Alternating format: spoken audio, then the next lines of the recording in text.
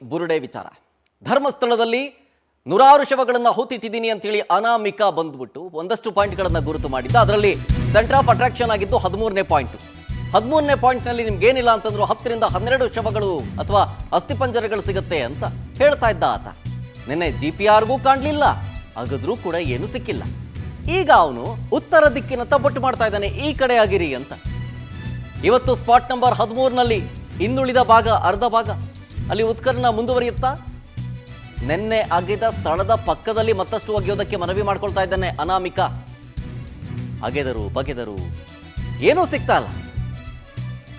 ಈಗ ಆಲ್ರೆಡಿ ಅಗದಿರುವಂತ ಸ್ಥಳದ ಪಕ್ಕದಲ್ಲೇ ಆಗಿರಿ ಅಂತೇಳಿ ಅನಾಮಿಕಾ ಅಂದ್ರೆ ಮಾಸ್ಕ್ ಮ್ಯಾನ್ ಮನವಿ ಮಾಡ್ಕೊಳ್ತಾ ಇದ್ದಾನೆ SIT ಅಧಿಕಾರಿಗಳಿಗೆ. ಈ ಜಾಗದಲ್ಲಿ ಕಳೆ ಬರ ಸಿಕ್ಕೇ ಸಿಗುತ್ತೆ, ಇದ್ದೇ ಇದೆ, ನಾನೇ ಹುತಾಕಿದ್ದೀನಿ, ದಯವಿಟ್ಟು ಉತ್ಖನನವನ್ನು ಕಂಟಿನ್ಯೂ ಮಾಡಿ ಅಂತ ಬೇಡಕಂತ ಇದ್ದಾನೆ, ಮನವಿ ಮಾಡ್ಕೊಳ್ತಾ ಇದ್ದಾನೆ. ಬಟ್ SIT ತಮ್ಮ ಕೆಲಸವನ್ನು ಮಾಡಲೇಬೇಕು. ತಾವು ಹಿಡಿದಿರುವಂಥ ತನಿಖೆ ಏನಿದೆಯೋ ಅದರ ಬಗ್ಗೆ ಸತ್ಯಾಸತ್ಯತೆಯನ್ನು ಕಂಡುಕೊಳ್ಳಲೇಬೇಕಾಗತ್ತೆ. ಹಾಗಾಗಿ ಕೋರ್ಟ್ ಕೂಡ ಹೇಳಿರೋದ್ರಿಂದಾಗಿ ತನಿಖೆಯ ಭಾಗವಾಗಿ ಆತ ಹೇಳಿದ ಜಾಗದಲ್ಲೆಲ್ಲ ಈಗ ಸದ್ಯಕ್ಕೆ ಅಂತೂ ಕೇಳ್ತಾ ಇದ್ದಾರೆ, ಅಗಿತಾ ಇದ್ದಾರೆ. ಸೊ ಇವತ್ತು ಕಂಟಿನ್ಯೂ ಮಾಡಿ ಅಂತೇಳಿ ಪೊಲೀಸರ ಬಳಿ ಅನಾಮಿಕಾ ಮನವಿಯನ್ನು ಮಾಡ್ಕೊಳ್ತಾ ಇದ್ದಾನೆ. ಸೊ ಹಾಗಾಗಿ ಇವತ್ತು ಬಿಗಿ ಪೊಲೀಸ್ ಭದ್ರತೆಯಲ್ಲಿ ಉತ್ಖನನ ಕಾರ್ಯ ಅಥವಾ ಶೋಧ ಕಾರ್ಯ ಕಂಟಿನ್ಯೂ ಆಗುತ್ತಾ ಅನ್ನುವಂಥ ಪ್ರಶ್ನೆ. ಈ ಕುರಿತಂತೆ ಅಲ್ಲಿನ ಪರಿಸ್ಥಿತಿಯ ಕುರಿತು ಅಂದರೆ ನಿನ್ನೆ 13ನೇ ಪಾಯಿಂಟ್ನಲ್ಲಿ ಅರ್ಧ ಭಾಗ ಶೋಧ ಕಾರ್ಯ ನಡೆಸಲಾಯಿತು. ಇವತ್ತೇನೋ ಇನ್ನುಳಿದ ಭಾಗ ಅಂದರೆ ಉತ್ತರ ಭಾಗದಲ್ಲಿ ಕೈ ತೋರಿಸಿದ್ನಲ್ಲ ಆತ, ಅಲ್ಲಿ ಉತ್ಖನನ ಮಾಡಲಾಗುತ್ತೆ ಅನ್ನುವಂಥ ವರದಿ ಇದೆ. ಆ ಸ್ಥಳದಿಂದಲೇ ನಮ್ಮ ಪ್ರತಿನಿಧಿ ಮಲ್ಲಾಂಡಹಳ್ಳಿ ಶಶಿಧರ್ ಒಂದು ಪ್ರತ್ಯಕ್ಷ ವರದಿ ಕೊಟ್ಟಿದ್ದಾರೆ ಆ ಸ್ಪಾಟ್ ನಂಬರ್ 13ರ ಬಳಿ. ಬನ್ನಿ ತೋರಿಸ್ತೀನಿ. ಧರ್ಮಸ್ಥಳದಲ್ಲಿ ಧರ್ಮ ಮತ್ತೆ ಅಧರ್ಮದ ನಡುವೆ ನಿರಂತರವಾಗಿ ಎಲ್ಲ ಒಂದ್ ಕಡೆ ಯುದ್ಧ ನಡೀತಾ ಇದೆ. ಆ ಯುದ್ಧಕ್ಕೆ ಸಂಬಂಧಪಟ್ಟಂತೆ ಇವತ್ತು SIT ಕೂಡ 14ನೇ ದಿನದ ಶೋಧ ಕಾರ್ಯಾಚರಣೆಯನ್ನ ಮುಂದುವರಿಸುವಂತ ಎಲ್ಲಾ ರೀತಿಯಂತ ಸಾಧ್ಯತೆಗಳಿದೆ. ಅದರಲ್ಲೂ ಕೂಡ 13ನೇ ಪಾಯಿಂಟ್ ನಲ್ಲಿ 10 ರಿಂದ 12 ಶವಗಳನ್ನ ಹೂತಿಟ್ಟಿದ್ದೇನೆ, ಈ ಜಾಗದಲ್ಲಿ ಕಾರ್ಯಾಚರಣೆಯನ್ನ ಮಾಡಿ ಅಂತ ಕೂಡ ಭೀಮಾ ಸ್ಪಷ್ಟವಾಗಿ ಕೂಡ ಹೇಳಿದ್ನು. ಇದೇ ಕಾರಣಕ್ಕಾಗಿ SIT ಅವರು ಕೂಡ ನೇತ್ರಾವತಿ ದಡದಲ್ಲಿರುವಂತಹ ಈ 13ನೇ ಪಾಯಿಂಟ್ ನಲ್ಲೂ ಕೂಡ ಬಂದು GPR ತಂದು ಯಂತ್ರ ತಂದು 20 ಲಕ್ಷ ರೂಪಾಯಿ ವೆಚ್ಚ ಮಾಡಿ ಸ್ಕ್ಯಾನ್ ಮಾಡಿ ಏನು ಇಲ್ಲ ಅಂತಂದ್ರೂ ಕೂಡ ಇಲ್ಲ ಇಲ್ಲಿ ಕಾರ್ಯಾಚರಣೆ ಮಾಡಿ ಸಿಗುತ್ತೆ ಅಂತ ಹೇಳ್ಬಿಟ್ಟು ಭೀಮಾ ಇದೇ ಜಾಗದಲ್ಲಿ ದಕ್ಷಿಣ ಭಾಗದಲ್ಲಿ 2 ಪಾಯಿಂಟ್ಗಳನ್ನು ಕೂಡ ಗುರುತಿಸಿದ. ಇದೇ ಜಾಗದಲ್ಲಿ ನಾನು ಶವಗಳನ್ನು ಹೂತಿಟ್ಟಿದೆ ಅಂತ ಅದು ಕೂಡ SIT ಮುಖ್ಯಸ್ಥರಾಗಿರುವಂತ ಅವ್ರ ಮುಂದೆ, ಅದೇ ಕೂಡ ಏನು ಇಲ್ಲಿರುವಂತ AC ಅವರು ಮುಂದೆ ನೇರವಾಗಿ ಸ್ಪಷ್ಟವಾಗಿ ಹೇಳಿದ. ಆತನ ತೋರಿಸಿದಂತೆ ಜಾಗದಲ್ಲಿ ಸುಮಾರು 20 ಅಡಿ ಆಳ, 20 ಅಡಿ ಅಗಲ, 20 ಅಡಿ ಉದ್ದ, ಇಷ್ಟು ಕಡೆ ಕೂಡ ಅವರು ಎಲ್ಲಿ ಫಸ್ಟ್ ಮಾರ್ಕ್ ಮಾಡಿದ್ರು, ಎಲ್ಲಿ ಪಾಯಿಂಟ್ ಅನ್ನ ತೋರಿಸಿದ್ರು ಅದೇ ಜಾಗದಲ್ಲಿ ಸುಮಾರು 6 ಗಂಟೆಗಳ ಕಾಲ 2 JCBಗಳಲ್ಲಿ ಕಾರ್ಯಾಚರಣೆಯನ್ನು ಕೂಡ ಮಾಡಿದ್ರು. ಸ್ಥಳದಲ್ಲಿ ಸೋಕೋ ಟೀಮ್ ಇದ್ರು, FSL ತಂಡ ಇತ್ತು, ಆಮೇಲೆ ಟೆಕ್ನಿಕಲ್ ಟೀಮ್ ಕೂಡ ಇತ್ತು, ಪೊಲೀಸರು ಕೂಡ ಇದ್ರು, ಅರಣ್ಯ ಅಧಿಕಾರಿಗಳು ಕೂಡ ಇದ್ರು. ಇವರ ನೇತೃತ್ವದಲ್ಲಿ ಅದೇ ರೀತಿಯಲ್ಲೂ ಕೂಡ ಆ ಭೀಮಾ ಆತನ ತೋರಿಸಿದಂತೆ ಆತನ ಸಮ್ಮುಖದಲ್ಲೇ ಕಾರ್ಯಾಚರಣೆ ಮಾಡಿದ್ರು ಕೂಡ ಒಂದೇ ಒಂದು ಸಣ್ಣ ಕುರುಹು ಕೂಡ ಸಿಕ್ಕಿಲ್ಲ. ಹೀಗಾಗಿ ಭೀಮಾ ಇದುವರೆಗೂ ಕೂಡ ಸುಮಾರು 16 ಪಾಯಿಂಟ್ಗಳನ್ನ ಪಾಯಿಂಟ್ ಔಟ್ ಮಾಡಿ ಇಂತಿಂತ ಕಡೆ ಶವಗಳನ್ನ ಹೂತಿಟ್ಟಿದ್ದೆ ಅಂತ ಹೇಳಿದ್ದ. ಅವೆಲ್ಲವೂ ಕೂಡ ಒಂದು ದೊಡ್ಡ ಬುರುಡೆಯ ಕತೆ ಅಂತ ಕೂಡ ಆಯ್ತು. ಯಾಕಂತಂದ್ರೆ ಆತ ಬಿಟ್ಟಿರೋದು ಬುರುಡೆ ಅಂತ ಸಾಬೀತು ನೆನ್ನೆ ತಾನೇ ಆಯ್ತು.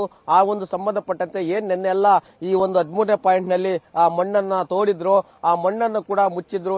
ಸಾಕಷ್ಟು ಏನು ಸವಾಲುಗಳಿತ್ತು ಇಲ್ಲಿ ಕಾರ್ಯಾಚರಣೆಯನ್ನು ಮಾಡ್ಬೇಕಾದ್ರೆ. ಪಕ್ಕದಲ್ಲೇ ನೇತ್ರಾವತಿ ದಡ ಇತ್ತು, ಈ ಕಡೆ ವಿದ್ಯುತ್ ಕಂಬಗಳಿತ್ತು. ಈ ಕಾರ್ಯಾಚರಣೆಯಿಂದ ತೊಂದರೆ ಆಗಬಾರ್ದು ಅಂತ ಹೇಳ್ಬಿಟ್ಟು ಇಲ್ಲಿನ ವಿದ್ಯುತ್ ಸಂಪರ್ಕವನ್ನು ಕೂಡ ಇಡೀ ದಿನ ಸ್ಥಗಿತಗೊಳಿಸಲಾಗಿತ್ತು. ಮತ್ತೆ ನದಿ ಡ್ಯಾಮ್ ಪಕ್ಕದಲ್ಲೇ ಇರೋದ್ರಿಂದ ಜೌಕ್ ನೀರು ಕೂಡ ಬರ್ತಾ ಇತ್ತು. ಆ ನೀರನ್ನು ಕೂಡ ಹೊರಗಡೆ ಹಾಕಿ ಕಾರ್ಮಿಕರನ್ನ ಬಳಸಿಕೊಂಡು 2 ಮೋಟರ್ಗಳನ್ನು ಇಟ್ಕೊಂಡು ಏನು ಒಂದೊಂದು ಇಡೀ ಮಣ್ಣನ್ನು ಕೂಡ ಶೋಧ ಮಾಡಿದ್ರು ಕೂಡ ಒಂದೇ ಒಂದು ಸಣ್ಣ ಕುರುಹು ಕೂಡ ಸಿಕ್ಕಿಲ್ಲ. ಆದ್ರೆ ಈಗ ನೋಡ್ತಿದ್ರಲ್ಲ ಈ ಜಾಗದಲ್ಲಿ ಈಗ ದಕ್ಷಿಣ ಭಾಗದಲ್ಲಿ ನಾನು ತೋರಿಸಿದ್ದೇನೆ. ಈಗ ನೀವು ನಾಳೆಯಿಂದ ಉತ್ತರದ ಭಾಗದ ಕಡೆ ನೀವು ಕಾರ್ಯಾಚರಣೆ ಮಾಡಿ ಆ ಕಡೆ ಸಿಗುತ್ತೆ ಅಂತ ಹೇಳ್ಬಿಟ್ಟು ಮತ್ತೊಂದು ಬುಡಿಯನ್ನು ಕೂಡ ಬಿಟ್ಟಿದ್ದೇನೆ.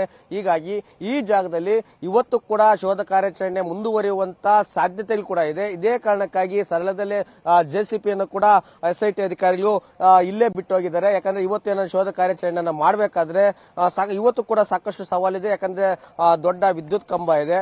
ನಿನ್ನೆನ ವಿದ್ಯುತ್ ಕಂಬವನ್ನು ಸ್ಥಗಿತಗೊಳಿಸಿದ್ರು. ಆತ ಇಳಿರುವಂತಹ ಉತ್ತರ ದಿಕ್ಕಿಗೆ ವಿದ್ಯುತ್ ಕಂಬ ಇರೋದ್ರಿಂದ ವಿದ್ಯುತ್ ಕಂಬವನ್ನು ಕೂಡ ಸಂಪೂರ್ಣವಾಗಿ ಶಿಫ್ಟ್ ಮಾಡಬೇಕಂತ ಸಾಧ್ಯತೆ ಕೂಡ ಇದೆ. ಹೀಗಾಗಿ ಮತ್ತೊಂದು ಕಡೆ ಜೌಕ್ ನೀರು ಕೂಡ ಬರುತ್ತೆ. ಇವತ್ತು ಕೂಡ ಮೋಟರ್ಗಳನ್ನು ಇಟ್ಕೊಂಡು ಏನು ಕಾರ್ಯಾಚರಣೆಯನ್ನು ಕೂಡ ಮಾಡಬೇಕಾಗುತ್ತೆ.